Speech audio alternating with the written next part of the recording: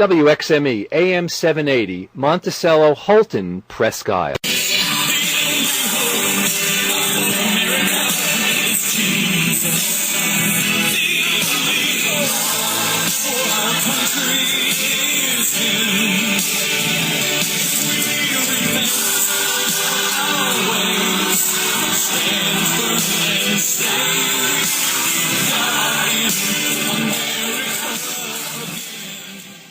The struggle for the truth had better not end.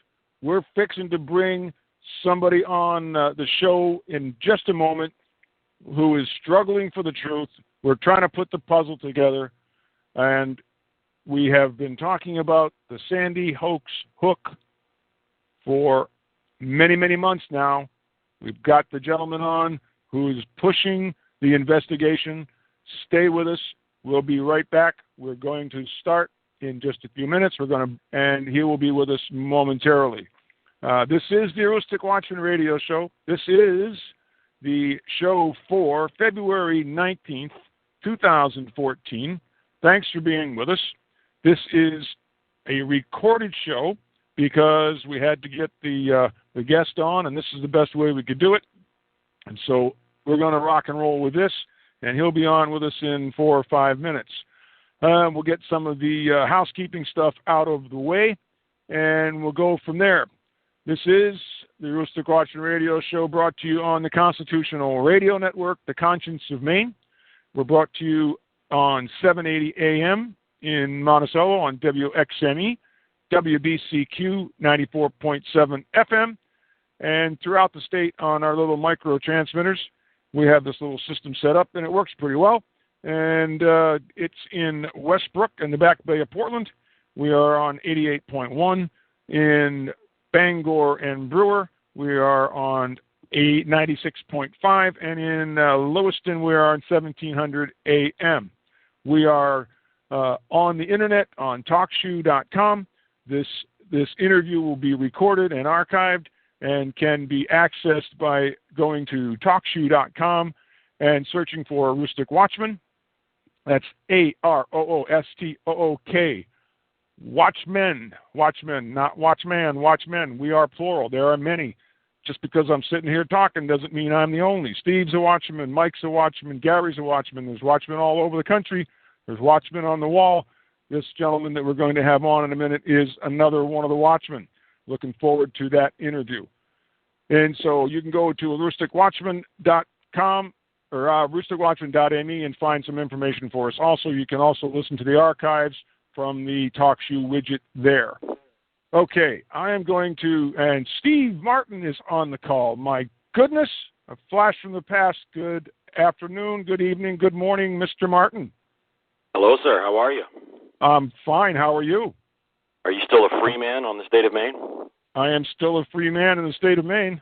Actually, I'll be more free tomorrow when they take the rest of this nightmare off. The short version of today is that it was just an arraignment, and I spoke to them as to their disposition of what they're doing, and they just said, I explained to them, I got into the record that the Maine legislature, the 75th legislature in 1905, managed to institute licenses in Maine for operating an automobile. However, in 1906, the following year, Hale versus Hinkle overturned that or overruled the legislator's ability to do that, and they ignored it.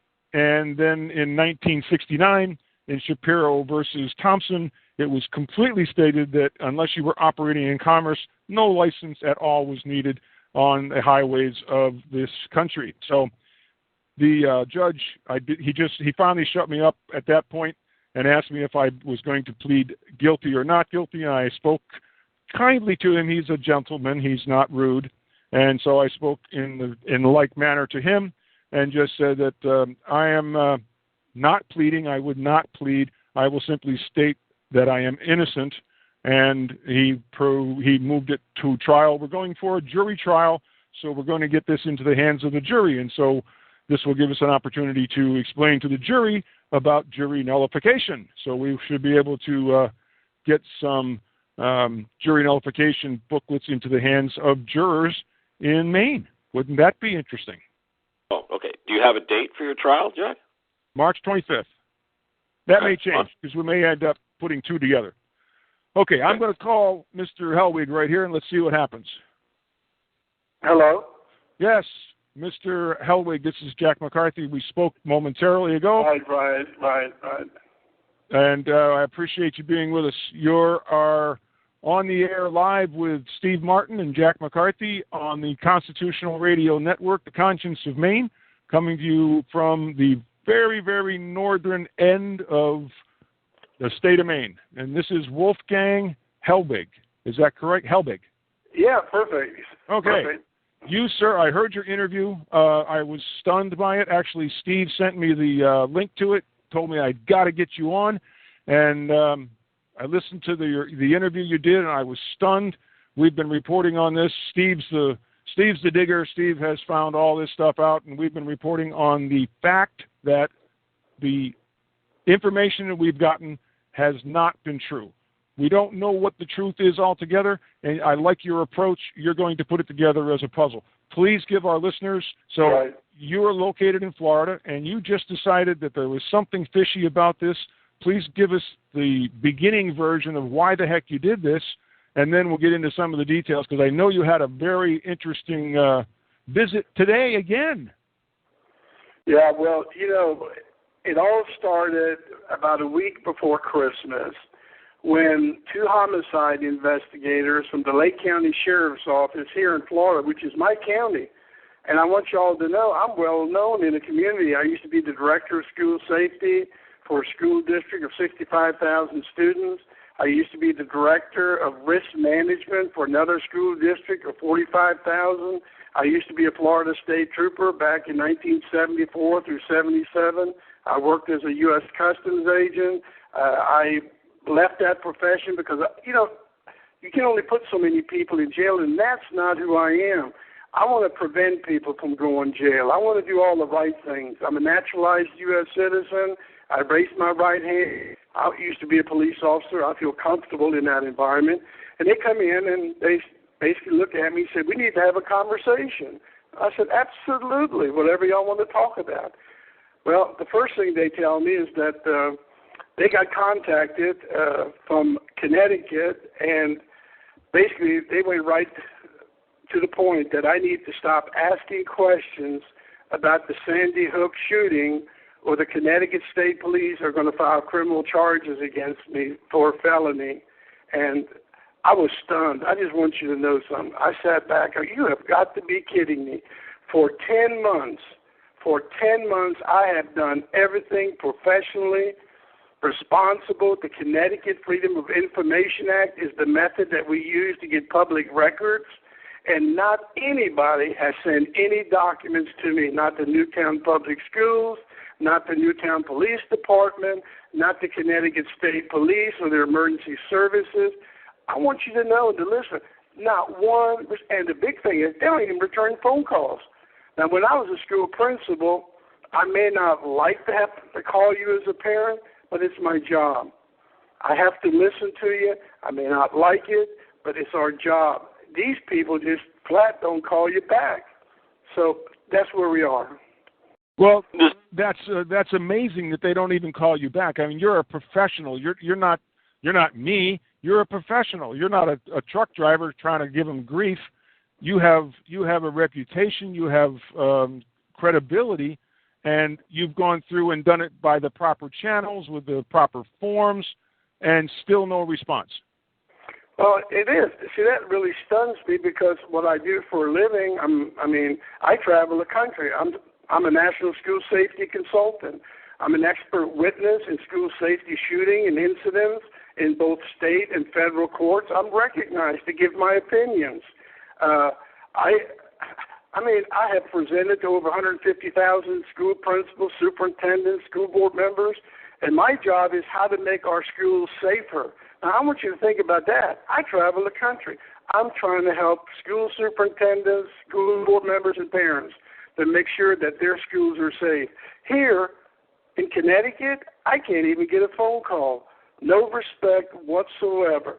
And I got to tell you, and you listen, these are simple simple questions. They do not invade anybody's privacy. It should not make any of those parents, supposed parents who lost children, uncomfortable.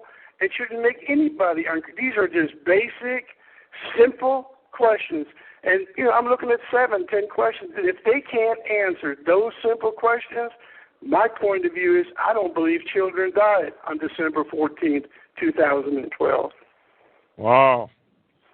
That's what Steve and I have talked about now for all these months. What's your thoughts on what he just said, Steve? Well, it's pretty well ties in with what a lot of independent investigators have found. The reason I found out about you, sir, is because there's a website called godlikeproductions.com, which is a lot of people feel it's a CIA monitored, maybe even funded or founded website, but it's a hugely popular message board with various threads about conspiracy-related issues. And from the time that Sandy Hook occurred up until this very day, in fact, I'm looking at the thread, says ex-Florida State Trooper on the verge of blowing Sandy Hook wide open. There have been literally thousands of postings and hundreds of threads about Sandy Hook and all the various reasons why the official story is full of holes. And well, your methodology is the puzzle model. See, I think that's right. I think these pieces together. Yeah, I think we have to look at it in a different way. The government is really smart. What they do, they counterattack us who challenge or just ask questions. Well, they're conspiracy theorists. They have mental health issues. They think it's a hoax. They use all of these, it's a red flag. Can I tell you what? It's a puzzle. Any law enforcement, and I'm speaking to everyone that's a law enforcement out there in your part of the country, have the courage, speak out. You took an oath to defend and protect and serve. Please, is that the way we respond to a mass casualty shooting? Through all that training you guys have, paramedics, EMTs, law enforcement, is that how we respond to a shooting? I hope not, and I know you know better, and I'm asking for you to speak up. You need to have the courage for all those parents across the country who are now living in panic and fear because nobody wants to have a Sandy Hook in their school community across the country, and we're in fear. Well, that's the driving force, isn't it? They can get us to do anything if we are fearful, and that's the problem in America today.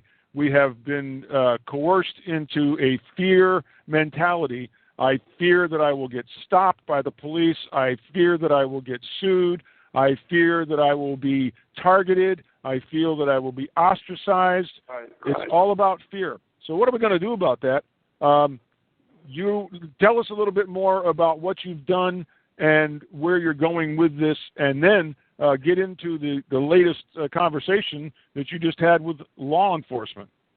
Well, for everyone that's listening today, I want them to close their eyes. I want them to think about the questions I'm about to pose to them. And the answer should be crystal clear. Okay? Now, this puzzle, it's a game that's being played by Homeland Security, by the Federal Emergency Management System, by the Sandy Hook and Newtown community leaders. It's the biggest illusion that I have ever experienced in my 67 years as a police officer, a customs agent, and an educator. They have misdirected us in so many directions. I mean, you don't need to be looking at the Nancy Lanza house. Got nothing to do with Sandy Hook shooting. Forget about the people in the woods chasing. Forget that. They're trying to misdirect you. Only look at what I'm about to tell you. First question that everybody should know. Who made the decision on December 14, 2012, not to request the trauma helicopters in the first 10 minutes of this school shooting? Who made that decision? They won't tell me who made that decision. And why would you not call the trauma helicopters? Well, especially since they wouldn't even let the ambulances anywhere near the school. See there? Okay, but stay focused again. What do you think they're going to why is it they can't tell me who made the decision? And why would you not call the trauma helicopters? Because guess what? We know one thing. They can't say they were all dead because 2 children, what? They died at the Danbury Hospital. See, as long as we use their words, their information, their reports, it's not what I think, it's not what you think, it's not our opinions, it's a piece of the puzzle. And that first question has to be answered, and they can't do it. Okay, you just said something that I had not heard before, that 2 children died at the hospital.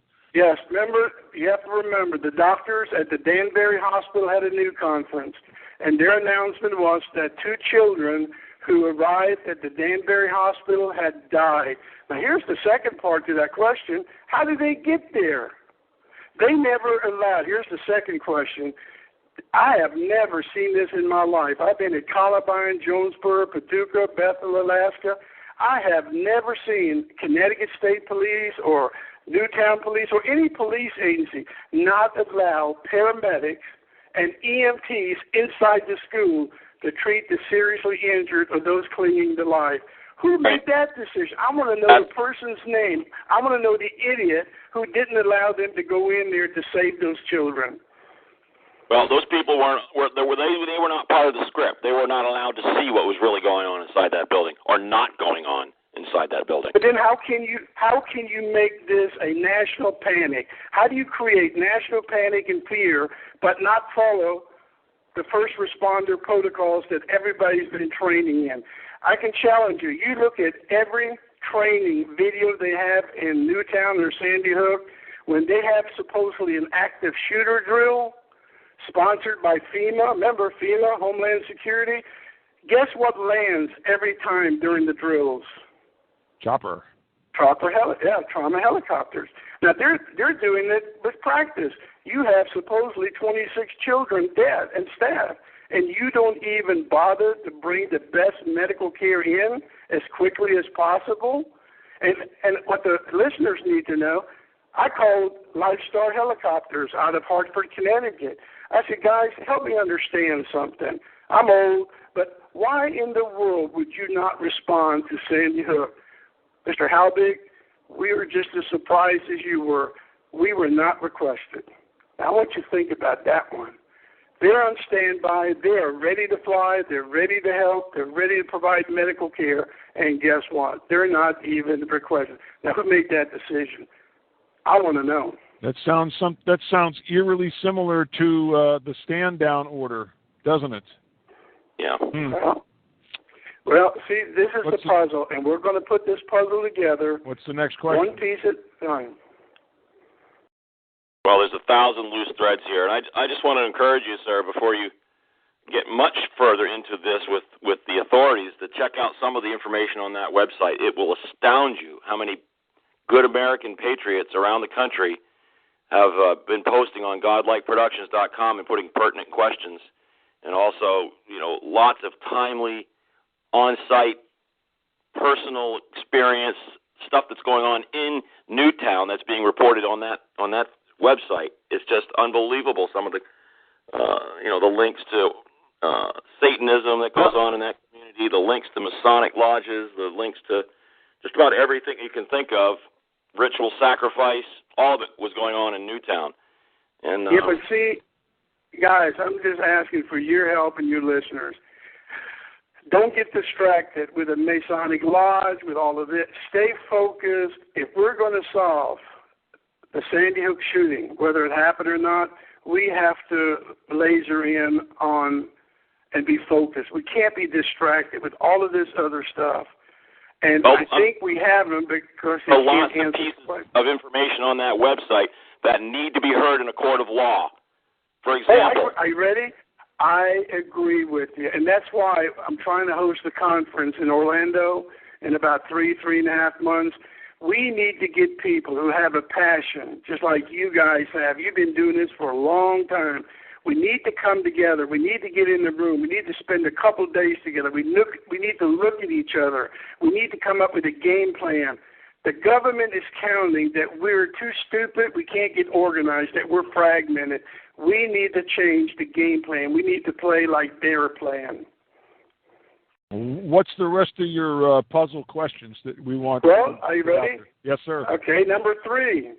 Who, on December 14, 2012, declared all of those 24 children and school staff legally dead within the first 8 minutes? Who has the expertise? Connecticut state law says only a licensed doctor can do it, or a certified RN, and I don't know what that means yet because I can't find what that certification is. Who declared 24 children and all those staff members legally dead within 8 minutes? It's never heard of. Yeah. You can't, they won't tell you. While never letting a single medical professional inside that building. Not one. Well, are you ready for this? You have a crime scene in room 8. You have a crime scene in room 9. You got bodies in room 8. You got bodies in room 8. You have bodies in room 10. And you have the principal and the psychologist, I believe, just outside of room 9. You have 3 different crime scenes with injuries or bodies. Who? I mean, they wouldn't let the paramedics and the EMTs in. Who would have done that? A police officer can't do that. We're not allowed to do that. We can't declare people legally dead. No police officer can do that. So you were on your in the interview that I heard, they put a child back into one of those rooms where there was supposedly all this carnage? Right. Part of being a law enforcement officer is understanding how to read the documents and listen. You have to really learn how to listen to police transmission. At 9:45:31, there is a Lieutenant Vangeli of the Newtown Police Department who finds a kindergarten girl. Think about it. He finds a kindergarten girl outside in the hallway. What does he do? He puts her back into room 8, which is the crime scene, which has bodies in it supposedly. Now, if it's true, there should be all kind of bodies in that room and other kids who survived. And think about it. They have to be traumatized with all those gunshots going off. And this lieutenant sends that little girl back into room 8 and leaves her? You got to be kidding me. Yeah, another major question unanswered. Well, I think it's just a puzzle. It is a puzzle. And again, if we look at only their words and hold them accountable, and I think that's what we're not doing. We're so mistracted, so misdirected that we've lost focus, and we're not getting them to answer those questions. And the other one, that since you asked that, you've got 2 Connecticut state troopers inside the school. Approximately at the same time, they enter classroom 10, which is a crime scene, has numerous dead bodies and teachers and an assistant. And the 2 troopers find a boy in the bathroom. His name is redacted. And what do? They tell the boy to stay here and be safe, and they'll be back when the school is safe. They too walk out of the room, and they leave this child in that room with the dead bodies. And guess who else died in room 10? Supposedly Adam Lanza. Unbelievable. It just doesn't happen that way. We in law enforcement, we don't work that way.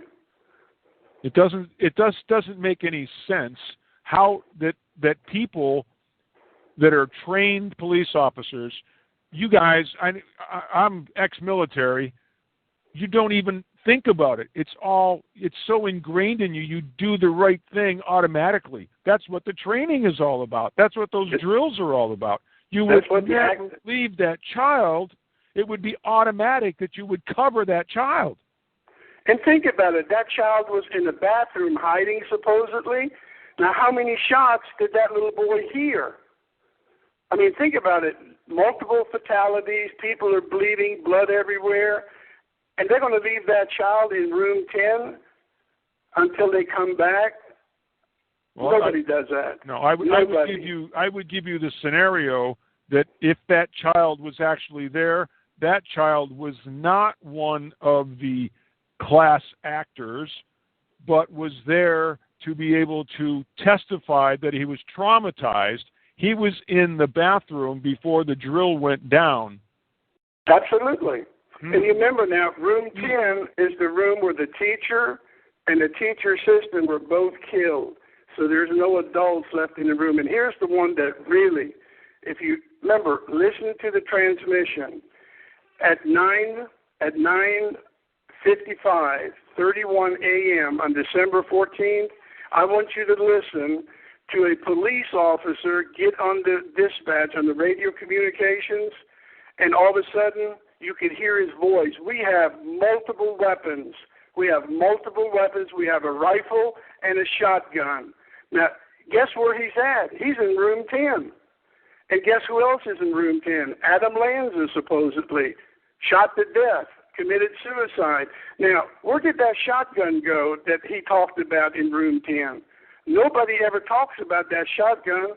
We talk about the shotgun in the trunk of the car, but forget that. That's misdirection. I want to know from that police officer who he was and what did he do with that shotgun in room 10. And you cannot find out the name of the officer that was on that call to inquire from him personally. And that's why we're going to get him under oath. We're going to file civil lawsuits, and we're going to change the game plan. I think they're counting on us not doing anything. So they're walking free. They don't have any worries.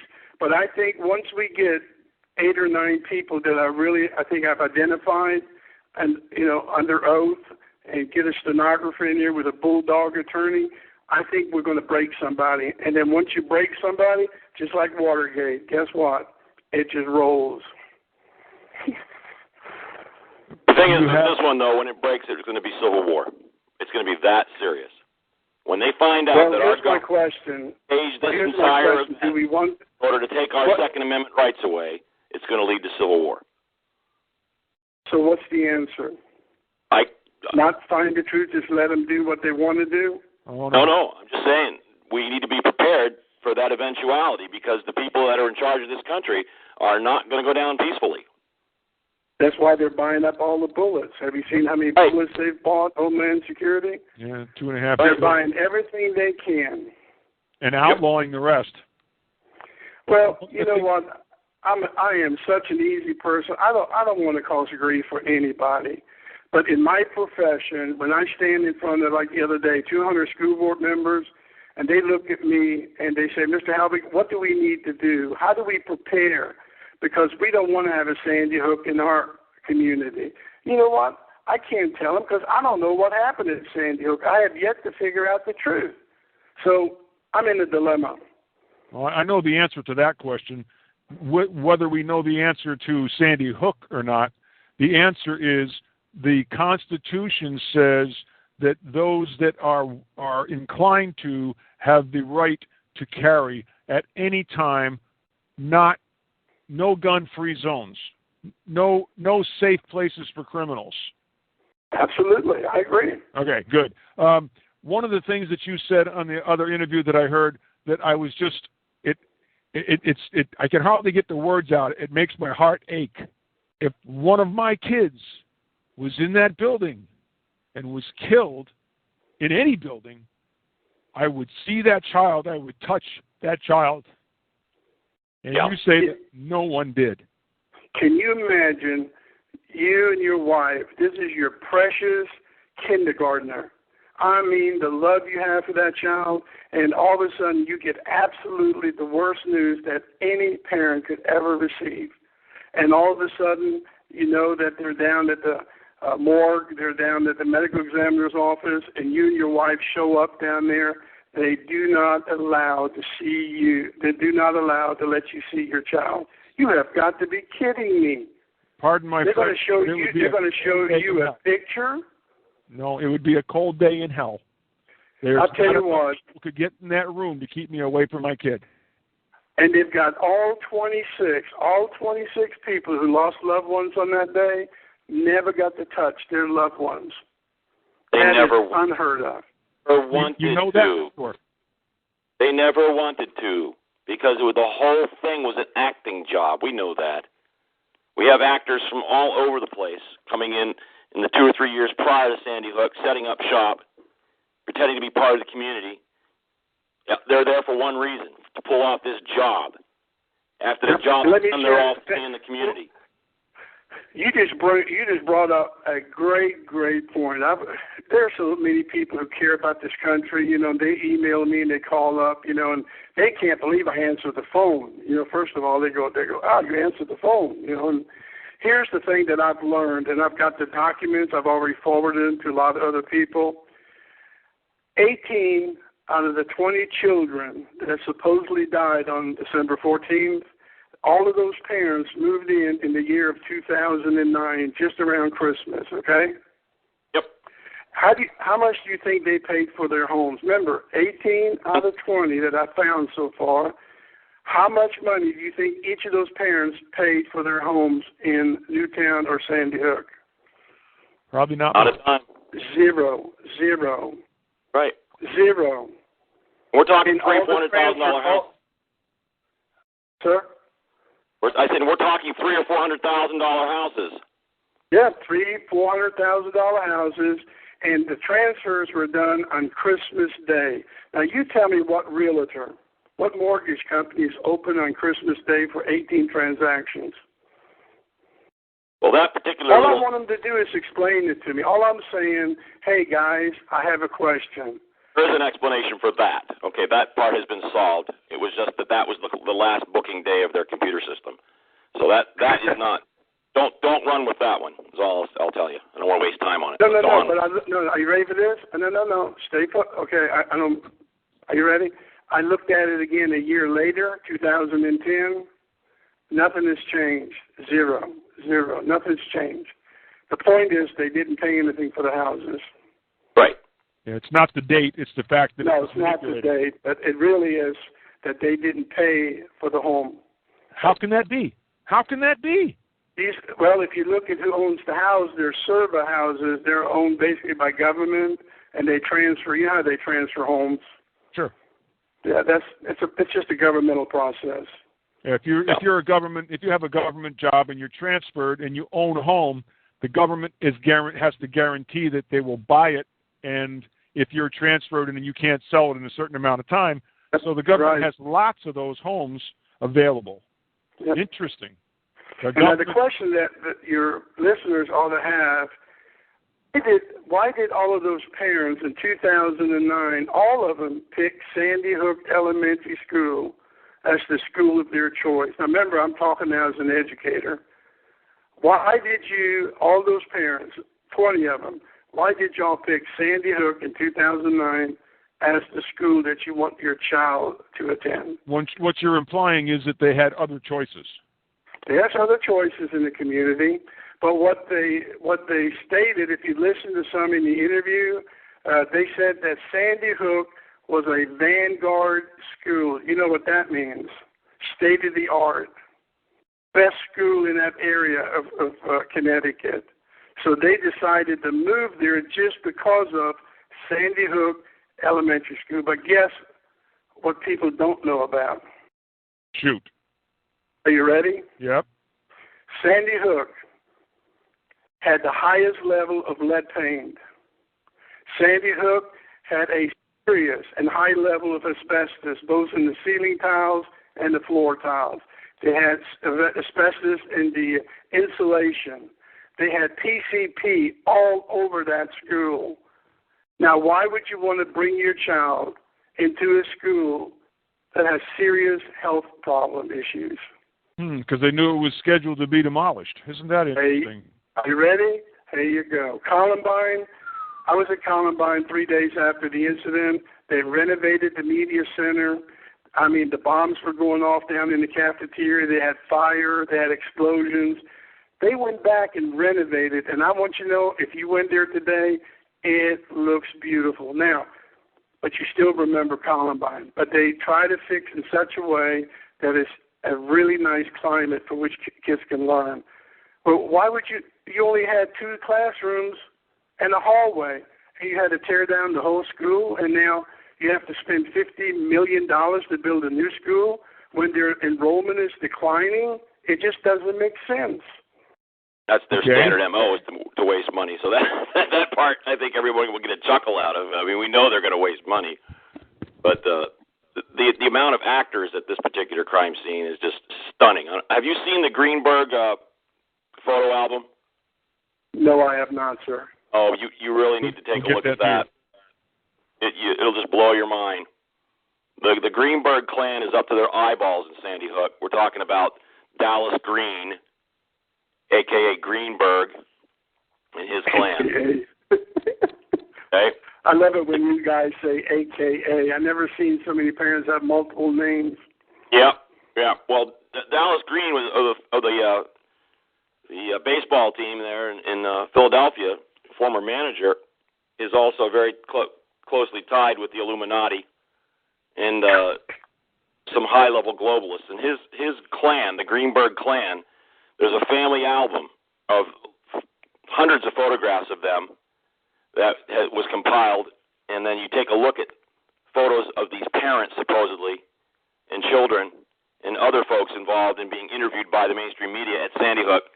There's dozens of duplicates from one clan who all happen to be the people the mainstream media wanted to talk to after Sandy Hoax. Wow. So you really need to take a look at that. In particular, I'm going to, and I can also share with both of you guys. Yeah. Take a look at some of the most tragic, Virginia Tech, look at Columbine, look at the tragic shootings, okay? Research it. When have you ever seen a parent of a student or a child who died in the school go on national TV? Never heard of. What they do, they're grieving. They have a representative, they have a relative, they have an attorney, they have somebody as a spokesperson. They don't want to go on national TV. These people at Sandy Hook, they love the media. CNN, they loved it. MSNBC, Kitty Curry, they loved ABC. I mean, they were stars. These parents became stars.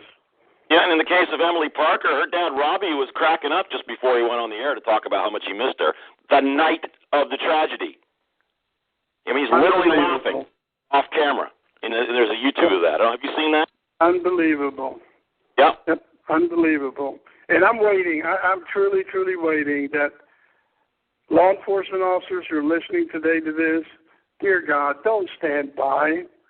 This is not a time to be silent. People depend on us. And I've never seen that many Connecticut state troopers and city police officers. And here's one for you, both of you. Are you ready? Somebody answer me this question. Why did the New Haven FBI officers classify the Sandy Hook investigative report? Can anybody in Connecticut, somebody please tell me why that had to be classified?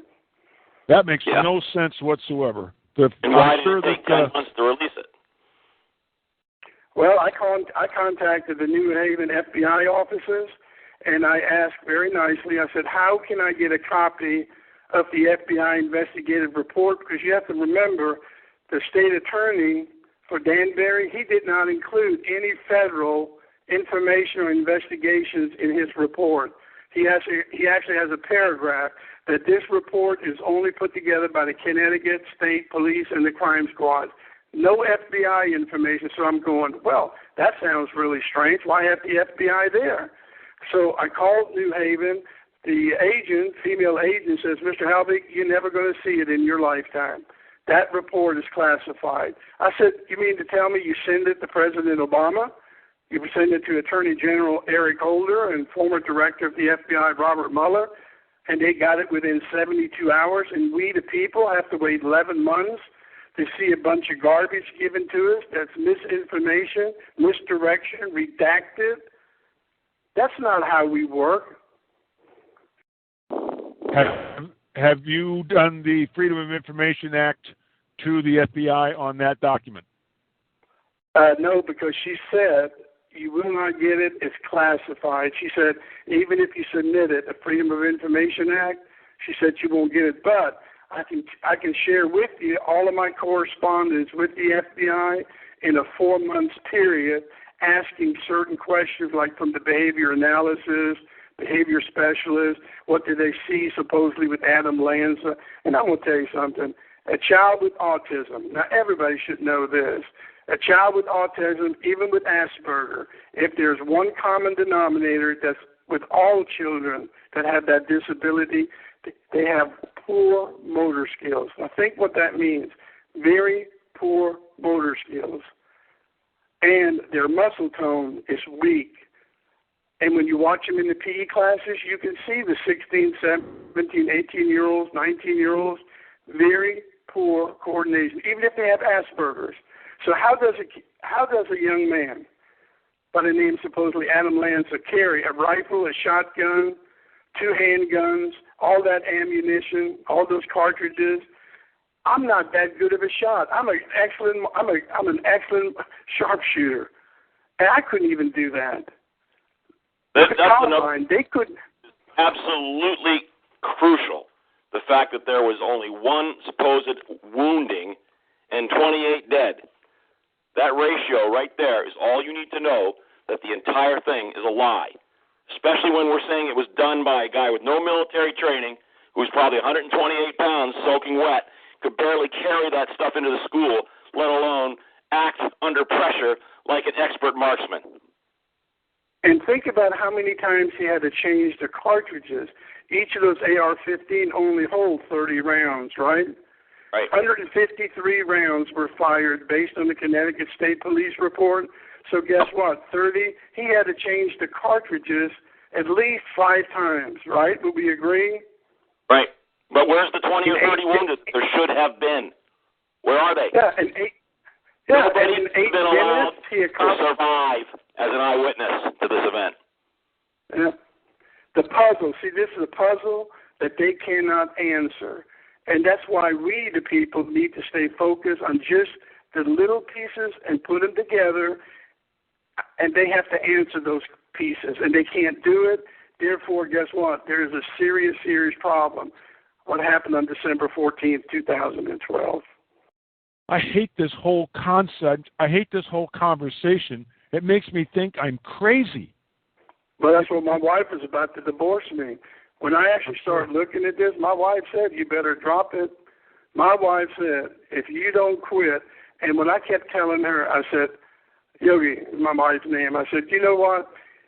If I didn't do this for a living, if I wasn't a national school safety consultant, if I was a plumber, a carpenter, airline pilot, I may not get involved as I am today, but this is my job. Right. And part of my job is to investigate. I mean, I'm an expert witness. What do you think we do? We're fact finders. Right. This just doesn't make sense. Yeah. Well, and we want the facts. We just want the truth. Tell me the truth, and I'll go away. But you better tell me the truth. Can I share one more thought with you? Absolutely. Oh, guys, you got to have humor, too, okay? One thing that I've learned at Columbine is the first time ever in history, police officers, law enforcement, SWAT team members said to the national news media, we made a mistake. We were wrong. We should not have waited over 3 hours before we entered the school to neutralize the threat. Now think about it. When have we ever in this nation seen police officers come out publicly? This is where the active shooter drills came in. Because of Columbine, we've changed the way we respond to school shootings. And so what I caught on December 14th, 3 hours into the shooting, remember it started at 9:30, I've never seen porta potties being delivered to the Sandy Hook Elementary School on golf carts. Yeah, that's just nuts. Who worries about porta? Are you ready for this? 3 hours into a massive shooting, the worst shooting that we've seen in America, and somebody took the time to deliver porta potties. Now, what I did, you'll like this part, I found out the name of the company who delivered those porta potties. So what do? I called the secretary who's in charge of scheduling and billing and everything. I told her my name. I told her what I do for a living. I said, help me out. Who ordered those porta potties for December 14th at Sandy Hook? Well, I can't tell you. That's classified. We're not allowed to tell anybody that. Classified? Private business is classified? Can I tell you what? I almost died laughing. This lady, I mean, I could see the tenor in her voice. She was angry for me even questioning it. She says, well, if you want a porta potty, it's $150 a day. But I'm not allowed. It's classified. We're not allowed to tell anybody who ordered those porta potties. And so you're not going to believe the next day. The next morning is a Saturday. I get a phone call from the Southbury Police Department to stop harassing the porta potty company. Well, somebody's brother or cousin works at the porta potty company. You know what? I mean, I have to laugh. I got to keep my sense of humor or I go crazy. I just don't understand. You know what? What's the secret about who ordered the porta potty? When were they ordered? I mean, what there should National be no security. National security. Yeah, national security. I would really like to know what time they were ordered, where the porta potty came on the priority list. That would make for interesting discussion. And then at 11:45, if you look at the dash cams of all the state troopers, people are bringing lunch. They got potato chips and Cokes and soda and sandwiches. Who in the hell eats lunch when you just had this massive number of children and school staff members die? Nobody ate lunch at Columbine. What is that? You know when you eat lunch is when you have a drill. Yep. Right. That's. Well, I hate to. I'm sorry. I mean, that's just. This is Well, there are the pictures I'm of trying to put together, and I pallets just hope we get of some bottled help. water sitting there all queued up early in the morning. Yep. I mean, who does that? This is before the thing even occurred, and there's pallets of bottled water sitting there in the fire station. You see video overhead from the chopper from Long Island that was called to the scene of parents walking in the front door of the fire station, filtering around to the front, walking around the back, going back in again, making one big loop, same people over and over. There were no more than 100, 200. How about the 26 small Christmas trees in the back of the firehouse on December 14th? Isn't that interesting? 26, 26. And guess what? They come out on the 15th. The firefighters carry out 26 Christmas trees to be decorated by children and loved ones. How is that possible? Yep. It's a coincidence. We all just believe in coincidence. Well, those are the questions that, as you can see, that I have, that I'm concerned about, and we need the truth. I think we need to come together as a nation. We need to come together as parents, grandparents. It's our country. It's not the government, and we deserve the truth. Amen. That's right. Yep. Okay. Where in the world do we go from here? The next event that happened to you apparently was just either yesterday or today? It was yesterday, you know, when two deputies came to the house because they heard, I guess, you know, the good news is, what I'm really happy about is somebody in Newtown Police Department must have been listening to the American Free Press radio show. Otherwise, they would have never known that I was thinking about coming to Newtown to meet with the school board members. Well, right. let me tell you, the interview that you did with American Free Press has been rebroadcast and reposted all over the world. It's worldwide information at this point. I've seen it posted on at least 5 or 6 different major sites. So it's no secret what you said. I never thought, just coming on the radio show and just talking about, you know, just questions, why, that this would just have such an effect across this country. I'm really proud of the people that are taking a really serious look at it again. I know they're frustrated, just like you two guys are, like I am. A lot of my friends are frustrated. But I just think we deserve better. I mean, we're better people than that. Well, we should have stood up. We should have stood up 50 years ago when they were destroying our republic. And this is where we sit right now. We should have stood up when they stole our coinage. We should have stood up when they took away our republic and gave us a democracy. So we're paying the price. We're paying a price. You had those 2 sheriff's department deputy sheriffs today came to visit you, and they are from Lake County Sheriff's Department, Florida. Yep, which is the community that I live in. And basically, they told me that they were contacted by the Newtown Police Department. I guess it was a lieutenant or a captain, and basically, their job was to ask me when I was coming to Newtown. And then the second question that the Newtown Police Department had is whether I owned a gun or not. Unbelievable. I almost fell out of my chair. And then the deputies, actually, when they found out who I am and what I did, they looked at him. They said, "Mr. Halbig, we apologize. We're totally embarrassed that we had to come in here and do that." And the other thing is that the Newtown Police Department, they portrayed me like somebody who wears camel pants and a black shirt, and I've got deer heads hanging all over my house. And and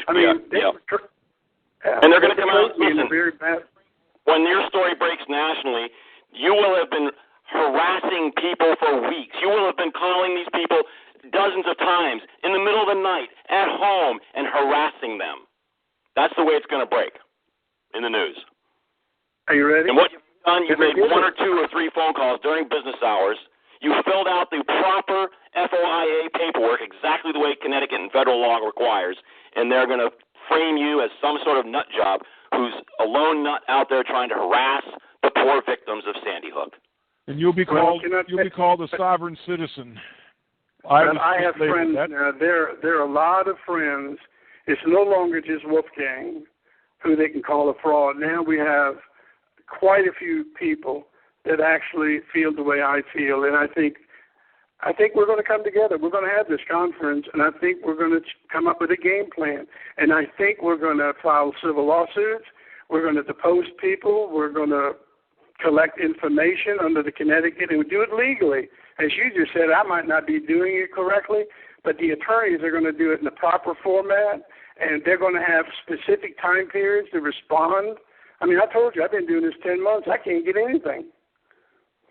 Well, I'll just tell you, there's Simple hundreds of independent patriots like yourself and like Jack and myself on that website, Godlike Productions. You want to register there, and you want to start posting. Because I'm telling you, there's hundreds and hundreds of people who will stand with you. And there's so much valuable information there. When we get off the show, I just would urge you to just Google these words: actors exposed in Sandy hoax. Okay, and start reading. The Greenberg family photo op. You've got to look at that, and then look at some of these women in particular who were chosen at random, of course, by the mainstream media to do these fancy interviews. We'll stay in touch, and we will send you whatever information we have to put it together with your conference. You're just going to have to start having massive amounts of input from all sources. You can't possibly do it all yourself. Right. No, but it's going to be you two guys, your boys sharing the message. And I want you to know something. You'll never see me on CNN. You will not see me on NBC, CBS, AB. I will not be on any national television shows. They're the ones that misled us. They're the ones that misguided us. And guess what? I'm going to listen to the voice of the radio. I'm going to listen to the people who really love America. And we're going to change it. I'm not going to go on national news media. I just want you to know that. Wow. Do you have any kind of support system where you are in terms of savvy people who can keep you safe? I do. I have other police officers that live within the community, and I've got other state troopers. We used to work together, and I don't have. I got a big vicious dog. So if anybody's listening, I got big dog, German Shepherd, and boy, those teeth are huge. That's what you got to do. And I reiterate the conversation that we had earlier. I really do fear for your safety every time somebody gets themselves out there in the limelight. They are threatened. I relayed to you the information that I had about Orly Tates. I know for a fact. Steve and I both know her. I've met her. I've had lunch with her, and I know that her car was tampered with on 2 separate occasions, trying to cause an accident. So Yeah. these people are absolutely ruthless. They have no scruples whatsoever. So what you're telling me, what you guys are telling me, we have a ton of people out there who have mental issues. Yes. I can't They're believe that. sociopaths. They They're are psychotic. sociopaths. They really are. Most of them are in positions of power, and Yeah, that great. is scary. Yeah. You guys, I tell you what, you give me hope, you give me faith. Like I said, I got an AARP card, I got my Medicare, I got a lot of life insurance. So I'm good. I've had a great life. I've traveled the country. I've been in the military. I mean, God, this country's been so good to me. I just want to give back. Well, I want to take back. This is my country. This is our republic, and we're taking it back. Is Mr. Helbig, you got to go to godlikeproductions.com and just post a thread there saying, "This is me. Ask me questions," and you will get hundreds of people supporting you there. Okay. Hey, Godlike Productions. I'm going to go and look at that. Okay. godlikeproductions.com and just post my name is, give your name, and ask me anything, and you will be swamped with hundreds of patriotic people giving you support and information. Okay. Okay. Hey, that's great. That's great information. So, are we good for the night, or we're good? This has been an awesome interview. I'm so thankful for you for doing what you're doing, and you are on the prayer list, my friend. I'm telling you. Well, if I come to Connecticut, I'll let you guys know ahead of time, and hopefully I'll come your way. We can have lunch or something, at least get to know each other. You mean a lot to me just by allowing me to be part of your program. Thank you. We appreciate you very much, sir. We salute you for your bravery, your courage, and your patriotism. Thank you. Good night. Good night. Thank you very much. Yep. Wow. I don't know, Steve. I've got chills, and I'm half nauseous. Well, he's a good-hearted fella, and he has a lot of information, but he's got a long way to go in terms of knowing all the ins and outs. That's why we need so many of us who have done exactly. I've done a little piece of investigating over here. Somebody else has got a little piece of investigating over there. We need to network and bring them all together, because if we're going to go to court on this thing, we need to have an open and shut case, and we have to have a judge who obviously isn't on the take. But good luck with that. I don't think we're going to end up in court. I think that this will have to be blown open in the court of public opinion to the point where it won't be necessary to have a court. Yeah, you're right there. I don't know how you could ever get it into a court system. They would shut it down. They would close it down. For sure, you'd have to have some sort of, and this is why they chose Connecticut. Don't forget now, Connecticut is where they chose to stage this, because there is no sheriff. Yeah, okay? Constitution state, right?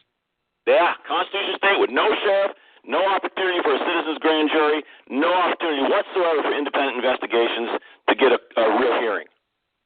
Now, if you think it's the only state where they could pull that off. If you think for 1 second that you're going to get the establishment judiciary to allow this to be publicly adjudicated in a court system when they have the porta potty as classified, somebody's not got it straight here, folks. If the porta potties are classified, you're not going to find out who pulled the trigger. And just for your listeners, Jack, if they want to Google this, there's one thread in particular they can read up. If they haven't heard us over the last year plus, 2 years now almost, or at least a year and a half coming up, talking about these actors, that's where we're going to bring them down. There's absolute ironclad proof that actors were used. If you Google Sandy Hook hoax, actors exposed, and just start reading, it's amazing. Yep. I have not touched on this topic much in the last year, only because I don't have new information. I don't have anything rock solid. What the questions that this gentleman just asked are the questions that need answering, and he's going about it so far the right way. So let's see where it goes.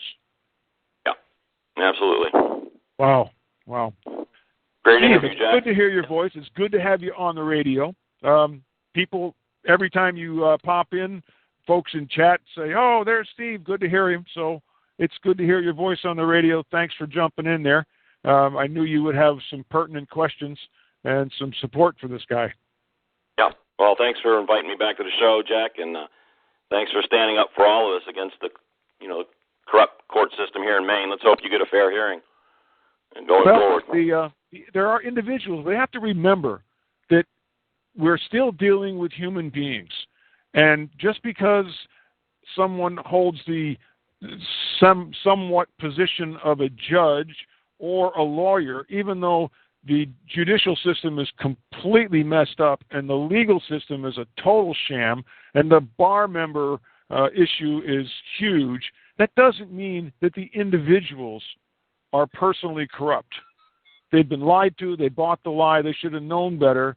But some of these people are good people. And if we can just get to them with some truth and with just a mild tap on the forehead, maybe we can wake them up. And you know what? Some of these people, if we could wake them up, would be awesome warriors on the side of the Republic. Yeah. You can wake them up.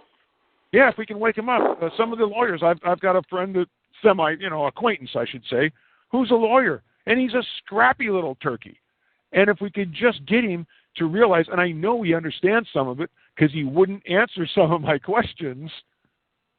I know he understands that there's a problem here, that there's a conspiracy involved in the Bar Association.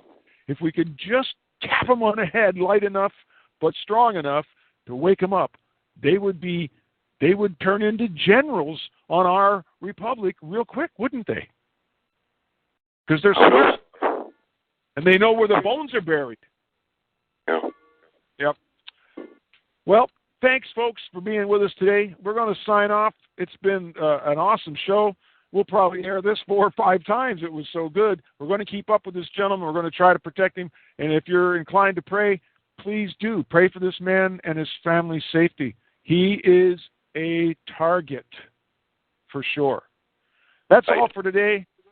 You know what? I didn't do the commercials. I'll stick them in here right now, and then we'll close the show. Thanks for listening, folks. Have a great day. Be careful, Steve. Thanks for your support. Okay, we are sponsored by TA Service. It's your one-stop repair shop in Presque Isle. The phone number at TA Service is 768-3360. The proprietor is Terry Berube, and he's got a deal that you can't pass up. You can change your oil, put that synthetic oil in there. It won't cost you any more per mile than your normal oil change because of the extended interval. So you got nothing to lose by doing it, everything to gain.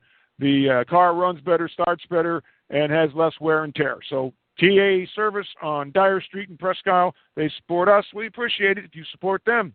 John Caven, Countywide Vacuum. John sells the perfect vacuum and services the rest. John is located in Caribou on the top of the hill across from the airport. Give him a call, 207-492-1492, 207-492-1492, John Caven, Countywide Vacuum. And while you're up there, by all means, stop and say hello to the folks at Willette's Variety. Get a hot cup of coffee, some Chester fried chicken, and then get out there on the trails. Aroostook County has some of the best snowmobile trails in the country. Come on up and visit. Have a good time. We also have a new sponsor coming on, and this is the time for Big Rock Mountain in Mars Hill. They have some of the best skiing, local, inexpensive, the way to go. This is winter break. Get out there and exercise, get some skiing in. Stop over in Mars Hill, Big Rock Mountain.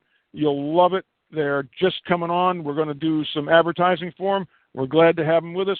For information, you can call them at 207-425-6711.